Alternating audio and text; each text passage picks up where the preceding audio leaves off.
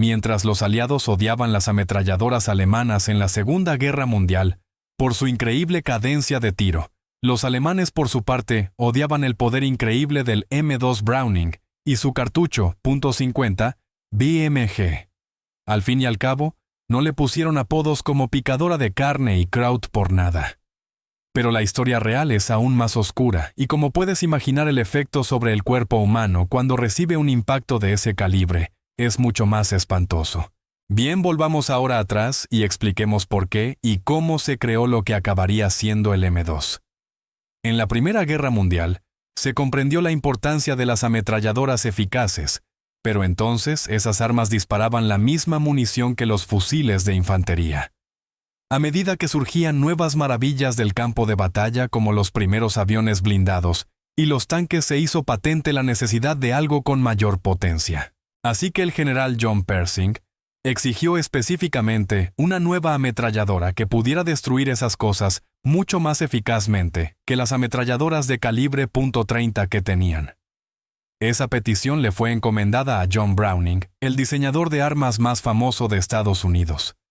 Recibió los requisitos para crear una ametralladora que disparara una bala de media pulgada a más de 2.700 pies por segundo, un salto significativo respecto a cualquier cosa que hubiera diseñado antes. Entonces tomó su ya fiable M1917 de calibre .30 refrigerada por agua y básicamente la amplió para disparar un cartucho mucho mayor. Ese nuevo cartucho también era una versión agrandada del .3006, con la solicitud específica de ser sin reborde para una alimentación más suave, y con cierta inspiración tomada del cartucho alemán capturado de 13 2 mm para fusiles antitanque. Así nació el .50 BMG o 12-7 X 90 mm. No lo sabían en ese momento, pero habían creado uno de los cartuchos más eficaces que pronto tendría mucho uso en el campo de batalla.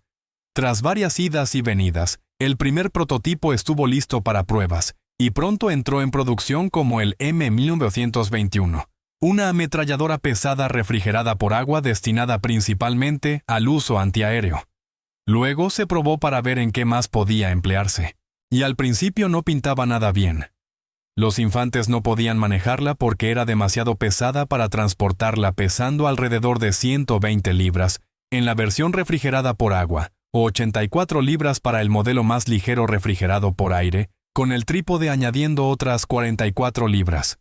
Es decir, un conjunto terrestre completo de entre 130 y 170 libras más, toda la munición que tampoco era ligera, no auguraba un futuro prometedor. Por no hablar del fuerte retroceso que dificultaba disparar con precisión. Las aeronaves más pequeñas de la época tampoco podían sacarle mucho partido. Y para su uso en vehículos montada en las primeras torretas pequeñas, fue problemático porque inicialmente solo podía alimentarse por el lado izquierdo. Así que al principio su único uso real fue como cañón costero antiaéreo, pero nadie podía imaginar cuánto iba a cambiar todo eso. John Browning falleció en 1926, pero el desarrollo continuó y su diseño se refinó.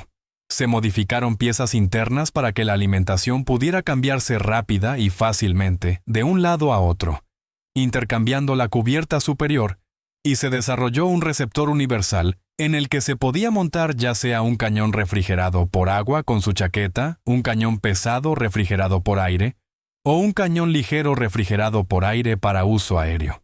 Este concepto empezó a parecer prometedor, y con otras mejoras menores, el arma recibió la designación ametralladora M2 Browning.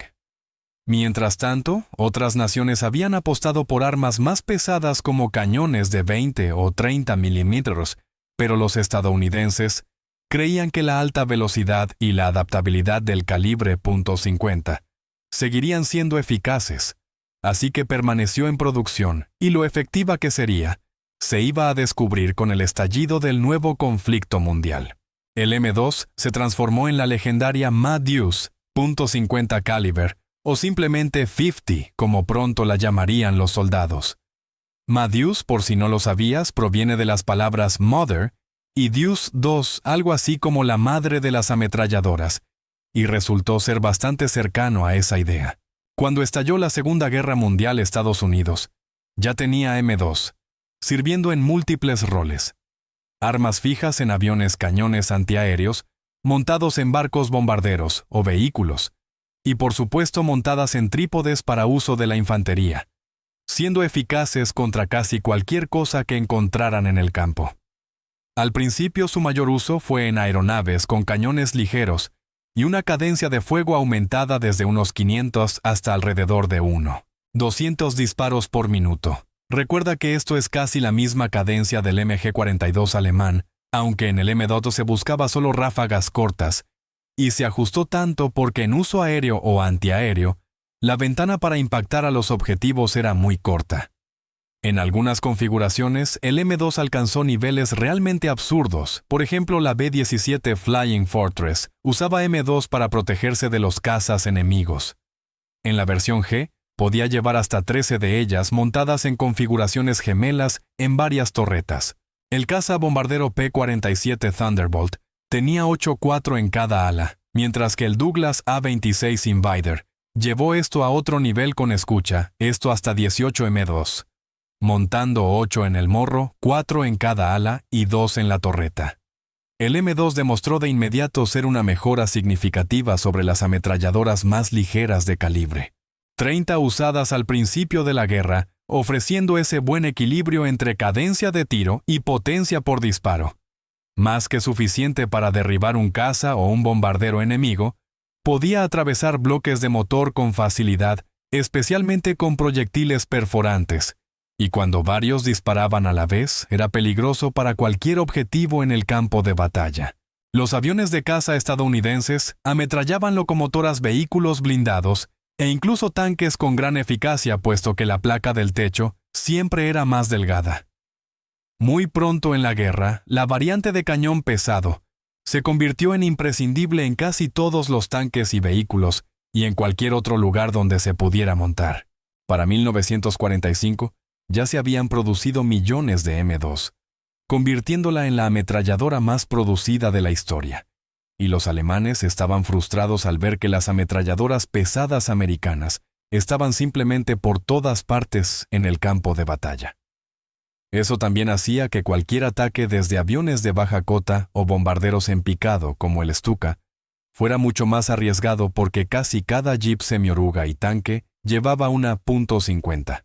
Por eso en los tanques, la M2 se montaba en la parte trasera de la torreta, y la manejaba un soldado que se colocaba sobre la cubierta del motor.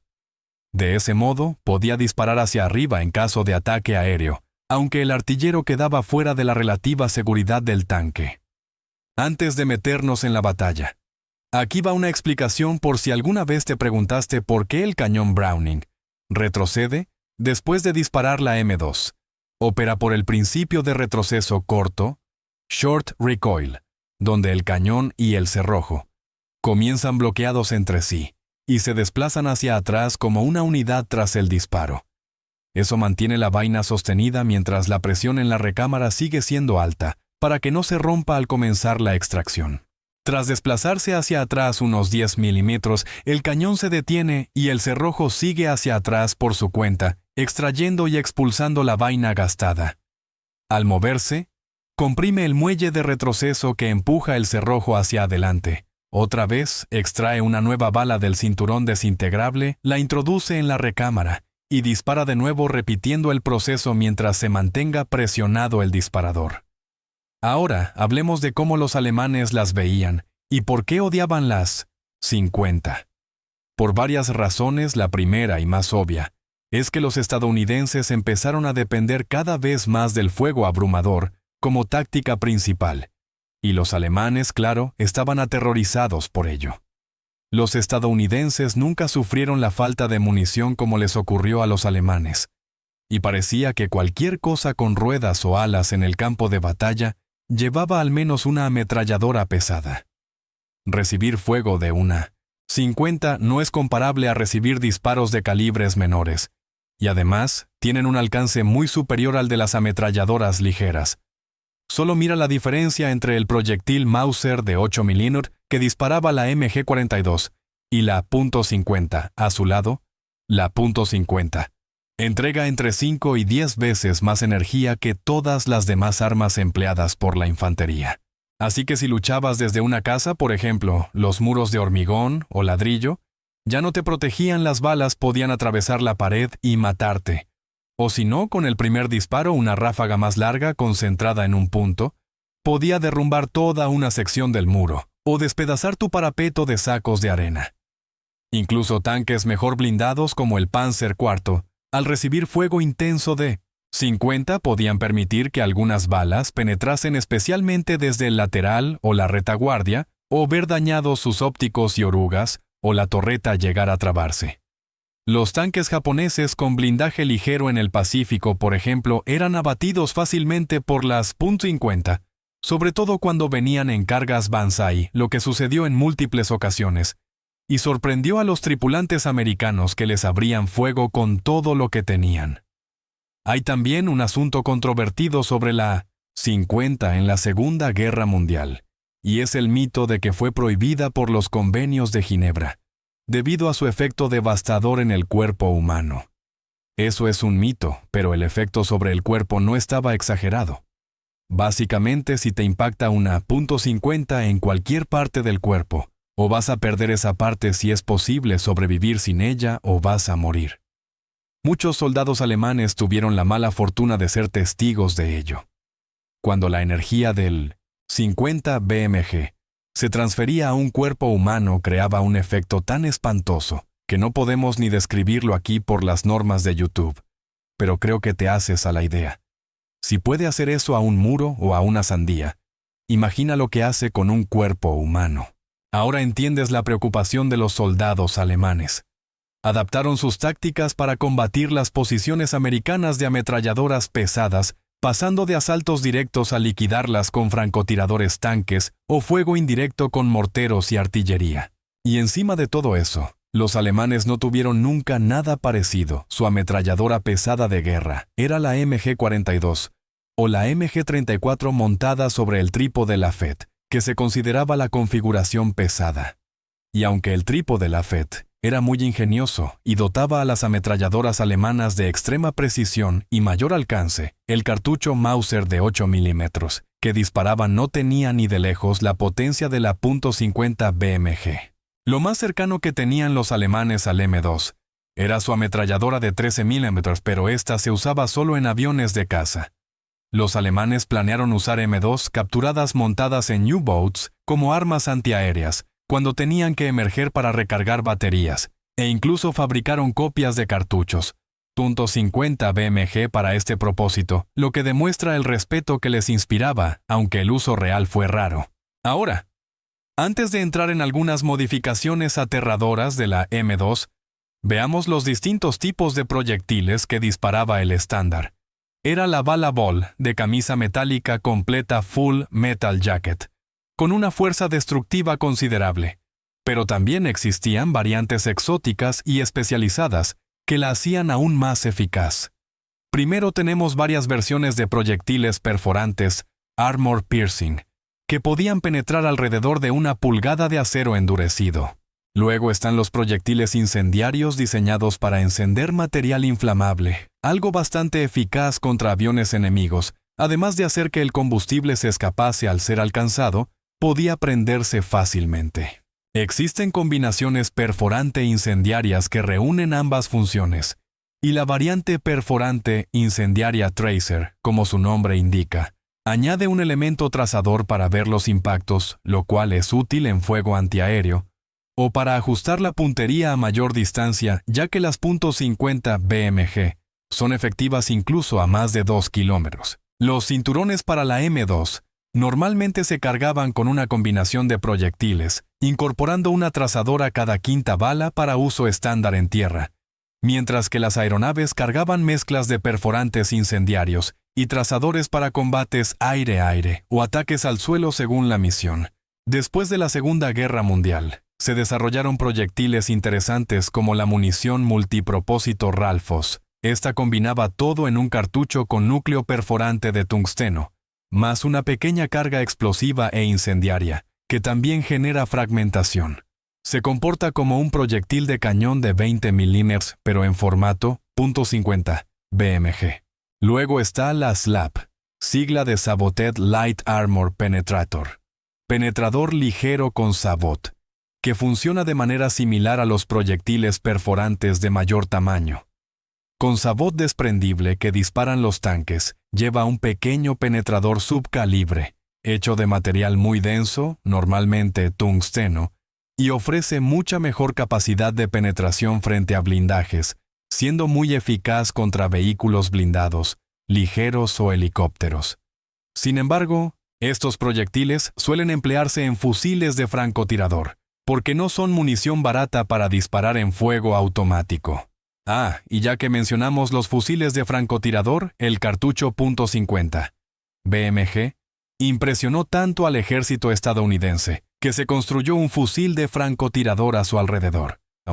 El ejemplo más famoso es Carlos Hathcock, el legendario francotirador de la Guerra de Vietnam, que experimentó montando una mira telescópica en una ametralladora M2 para atacar objetivos con disparos aislados a larga distancia donde los fusiles de calibre menor no eran tan eficaces. Incluso obtuvo bajas confirmadas empleando una M2 con mira, y eso inspiró y condujo más tarde a la creación del Barrett M82, el llamado fusil antimaterial en 1950 BMG, que se hizo famoso en el ejército estadounidense. Este vídeo sobre la .50 no estaría completo sin mencionar algo llamado Quad .50. Cuando una ametralladora pesada no es suficiente, pues pones 4 en una misma plataforma y apuntas a lo que quieras que deje de existir. Ese es el montaje M45 Max de 4 cañones. Originalmente creado para la defensa móvil contra aviones de baja cota, la 50 BMG era buena para derribar aeronaves, pero su problema era la baja cadencia de tiro y la corta ventana que tenía el artillero para alcanzar un objetivo rápido. Por eso se multiplicó por 4 y ahora se disparaban aproximadamente 40 proyectiles por segundo. Los alemanes tenían un concepto similar pero aún más potente, con sus cuádruples de 20 milímetros para defensa antiaérea, aunque era un sistema mucho más pesado y específico para ese papel, mientras que el Quad 50 era mucho más simple y versátil. Una torreta accionada eléctricamente. Podía girar con rapidez en cualquier dirección y elevarse hasta 90 grados para fijar el blanco con rapidez. Podía emplazarse en el suelo por sí sola o montarse en vehículos. Y no tardó en emplearse también contra objetivos terrestres, sobre todo más adelante en la guerra cuando los aliados tuvieron superioridad aérea y ya no se preocupaban tanto por la Luftwaffe. Se usaron para apoyo a la infantería y el efecto de 4.50 disparando sobre un punto es simplemente devastador. Este Quad .50 perduró tras la guerra y volvió a verse en combate en Corea y Vietnam. Incluso se adaptó creativamente sobre camiones para proteger convoyes de emboscadas.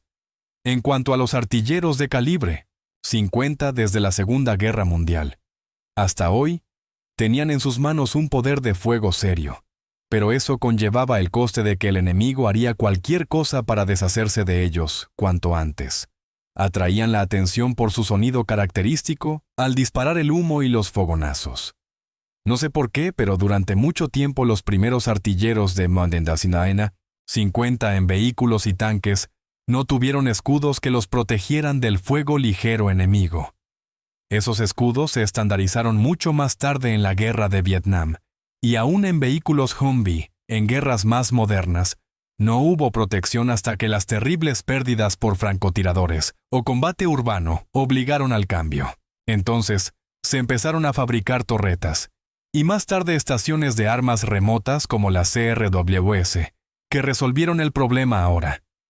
En vez de asomar la cabeza y el torso para disparar el artillero, maneja un joystick y una cámara desde la seguridad del vehículo, usando tecnologías avanzadas como telémetros láser, visión nocturna, cámaras térmicas, etc.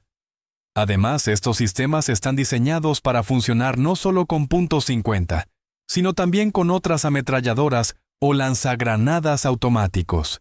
En lo que respecta a la M2 Browning, es fascinante hasta dónde llegó un arma que al principio no parecía prometedora, tanto de hecho, que sigue en uso hoy, con solo cambios y mejoras menores, sobre el mismo diseño central de más de un siglo de antigüedad. La modificación más visible en tiempos recientes es la configuración M2A1, con un sistema mejorado de cambio de cañón supresor de destello y seguro manual. Aparte de eso, es más o menos la misma arma. Dije antes algo sobre la MG42. Es fascinante que un diseño tan antiguo siga usándose en versión modernizada. Pero al investigar para Mardus, me di cuenta de que la M2 es aún más antigua, con raíces en la Primera Guerra Mundial, y sigue siendo una plataforma y un calibre muy útil, sin un final de servicio a la vista para ninguna de las dos.